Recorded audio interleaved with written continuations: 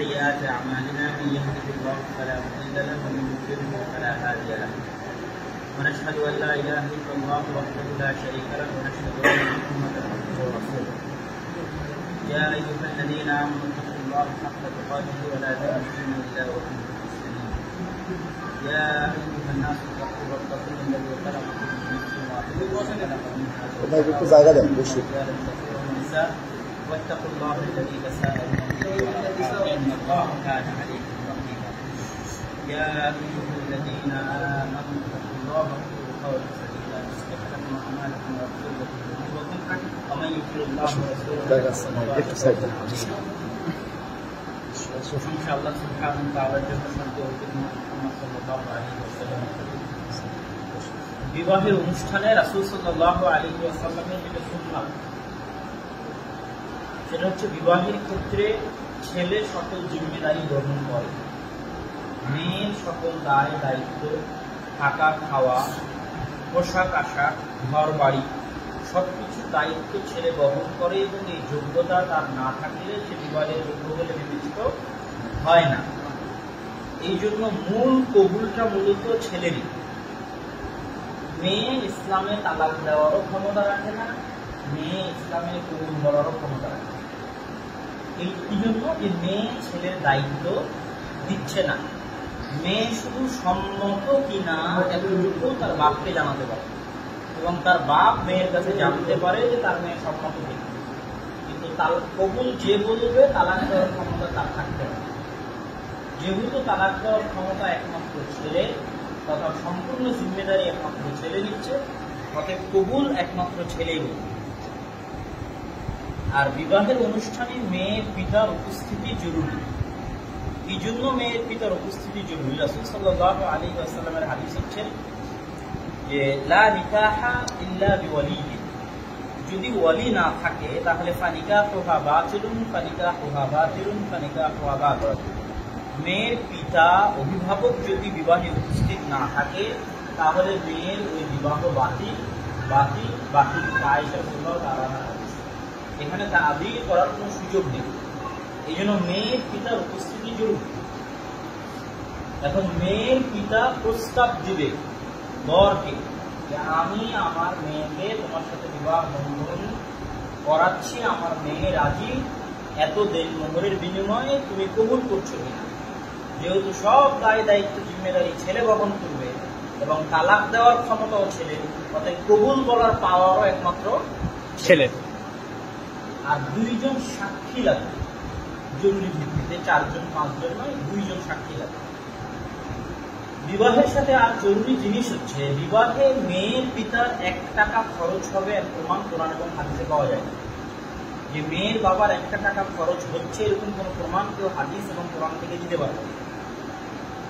বিবাহের যা খরচ সব ছেলে বহন করবে। এই জন্য মেয়ের বাড়িতে কোনো অনুষ্ঠান নেই, কোনো খাইদাই নেই এই বিবাহ পড়ানো ছাড়া। খাওয়া দাওয়া কার বাড়িতে? বরের বাড়িতে, যেটাকে বলা হয় ওয়ালিমা ইসলামের ভাষায়। বিয়ের পরের দিন যেটা ওয়ালিমা, আউলেন ওয়ালাউ বিশাতিন, ওয়ালিমা করাও যদিও একটা খাসি বা ছাগল জবাই করে হলেও হয়, তবুও ওয়ালিমা করা যায়। এটা হলো বিবাহের ক্ষেত্রে সুন্নাতগুলোর একটা।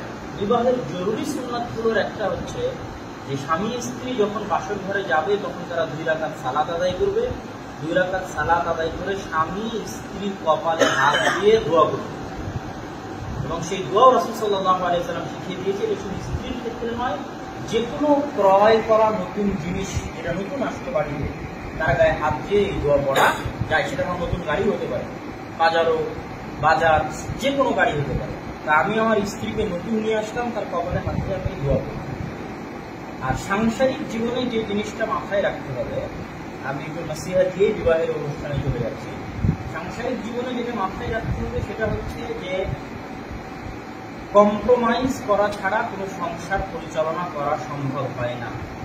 এখানে অনেক ধরনের মানুষ থাকে, অনেক মন মানসিকতার মানুষ থাকে। বাপ একরকম, মা একরকম, শ্বশুর একরকম, শাশুড়ি একরকম, ভাই একরকম, বোন একরকম, শ্বশুরের পরিবারের লোক একরকম, আমার পরিবারের লোক একরকম। সবার সাথে ম্যানেজ করে চলতে পারাটা হচ্ছে একজন পুরুষের নেতৃত্বের যোগ্যতা। এই জন্য যে পুরুষ 4টে বউ চালাতে পারে ও নেতা হওয়ার বেশি যোগ্য। রাসূল সাল্লাল্লাহু আলাইহি ওয়াসাল্লাম 9টা বউ চালাতে পারতেন, মানে ওনার মাথার মধ্যে বুদ্ধি আছে, এই জন্য 9টা বউ চালাতে পারতেন, মানে উনি বিশ্বকে নেতৃত্ব দিতে পারবেন। যে একটা বই চালাতে পারে না ও সমাজের নেতৃত্ব দিতে পারবে না। এবং যে পুরুষ মা এবং স্ত্রীর মধ্যে সামঞ্জস্য রক্ষা করতে পারে না ওই পুরুষও সমাজে নেতৃত্ব দেওয়ার যোগ্য নয়। মা এবং বউয়ের মধ্যে সামঞ্জস্য রক্ষা করতে পারাও পুরুষের একটা নেতৃত্বের যোগ্যতার অংশ। এই জন্য এখানে ম্যানেজিং যেহেতু প্রধান যেটা পুরুষের হাতে, তাকে যেমন স্ত্রীকে সন্তুষ্ট রাখতে হবে তেমন নিজের মাকেও সন্তুষ্ট রাখতে হবে। আর স্ত্রীর ক্ষেত্রে যেটা জরুরি কর্তব্য সেটা হচ্ছে যখনই স্বামী এবং স্ত্রীর মধ্যে তৃতীয় কোনো পক্ষ প্রবেশ করে তখন ওই সংসার থেকে বরকত হয়ে যায়। তৃতীয় পক্ষ আমার নিজের ভাইও হতে পারে, তৃতীয় পক্ষ আমার মাও হতে পারে, তৃতীয় পক্ষ মেয়ের মাও হতে পারে, তৃতীয় পক্ষ মেয়ের বাপও হতে পারে। আমাদের মধ্যে যা সমস্যা হবে আমরা দুইজন একসাথে বসে সমাধান করব। তুমি আমার বাড়িতে কোনো কষ্ট কোনো সমস্যা পেলে সেটা আমাকেই বলবা, তোমার আব্বা আম্মাকে বলবা না। আর আমিও যদি তোমার কোনো ভুল ত্রুটি দেখি সেটা আমি আমার আব্বা আম্মাকে বলবো না এবং আমার আব্বা আম্মা ভাই বোনের সাথে গিয়ে হাসি ঠাট্টা করবো না, বরং তোমাকে বলে সমাধান করার চেষ্টা করবো। এই বন্ডিং যতদিন থাকবে ততদিন স্বামী স্ত্রীর মধ্যে ভালোবাসা থাকবে এবং বরকত থাকবে। আর যখনই এই বন্ডিংটা নষ্ট হয়ে যায়, স্ত্রী গিয়ে মায়ের সাথে শেয়ার করে আমার শাশুড়ি আজকে এই খারাপ ব্যবহার করেছে, আর ছেলে যখন গিয়ে মায়ের সামনে গল্প করে যে আজকে হলো, তখন পরিবারের মধ্যে ফাটল সৃষ্টি। পরিবারের মধ্যে তৃতীয় কাউকে ঘুমানোর সুযোগ দেওয়া যাবে। আর পর্দার ক্ষেত্রে কঠোর হতে হবে। ভাই বাড়িতে থাকলেও তার সাথে পর্দা করতে হবে, মামাতো ভাই বন্ধু বান্ধব থাকলেও তাদের সাথে পর্দা করতে হবে, এবং বিবাহের নামে বেহায়াপনা বেলেল্লাপনা এগুলো সব বর্জন করতে হবে বিবাহের অনুষ্ঠান। এবং বিবাহের অনুষ্ঠানে যত হিন্দু অনেক কৃষ্টি কালচার আছে সব বর্জন করতে হবে। তো এই হলো মোটামুটি সংক্ষিপ্ত নাসিহা। তো এখন আমি যেটা বলবো, আপনি মেয়ের বাবা না, আপনি সেটা প্রস্তাব আকারে বরকে বলবেন আমার কথার পাশাপাশি। বর আপনি হচ্ছে ওনার প্রস্তাবের উত্তরে আরবিতে যদি পারেন কাবিলতু বলবেন, আরবিতে যদি না পারেন বাংলায় বলবেন আমি কবুল করলাম। এতটুকুই যথেষ্ট। আপনার মেয়ের নাম হাদিকা তাসনিম, বলেন যে আমি আপনার কি বড় মেয়ে? আমি আমার একমাত্র মেয়ে হাদিকা তাসনিমকে 1 লক্ষ টাকা নগদ মোহরানার বিনিময়ে তোমার সাথে বিবাহ বন্ধনে আবদ্ধ হতে আমার মেয়ে রাজি বা সম্মত। তুমি তাকে তোমার স্ত্রী হিসেবে কবুল করো। মাশাআল্লাহ, আলহামদুলিল্লাহ। রাসূল সাল্লাল্লাহু আলাইহি ওয়াসাল্লাম যে কোনো গুরুত্বপূর্ণ কাজ 3 বার বলা হয়। তা আমরা এই কথাটাও কয়বার বলাবো? 3 বার। আমার মেয়ে, আমার একমাত্র মেয়ে হাদিকা তাসনিম 1 লক্ষ টাকা নগদ মোহরানার বিনিময়ে তোমার সাথে বিবাহ বন্ধনে আবদ্ধ হতে ইচ্ছুক। তুমি তাকে তোমার স্ত্রী হিসেবে কবুল করো। আমার একমাত্র মেয়ে হাদিকা তাসনিম 1 লক্ষ টাকা নগদ মোহরানার বিনিময়ে তোমার সাথে বিবাহ বন্ধনে আবদ্ধ হতে সম্মত। তুমি তাকে তোমার স্ত্রী হিসেবে কবুল করো। বিবাহের এই আসল আনুষ্ঠানিকতা হচ্ছে এইটাই।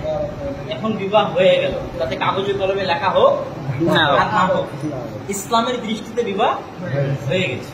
আর রাসূল সাল্লাল্লাহু আলাইহি ওয়াসাল্লাম বলেছে বিবাহ যেন প্রকাশ্য, আলালা আলানিয়া। প্রকাশ্য মানে কি? 2 জন সাক্ষী এবং মেয়ের পিতা উপস্থিত থাকলে ওইটা প্রকাশ্য।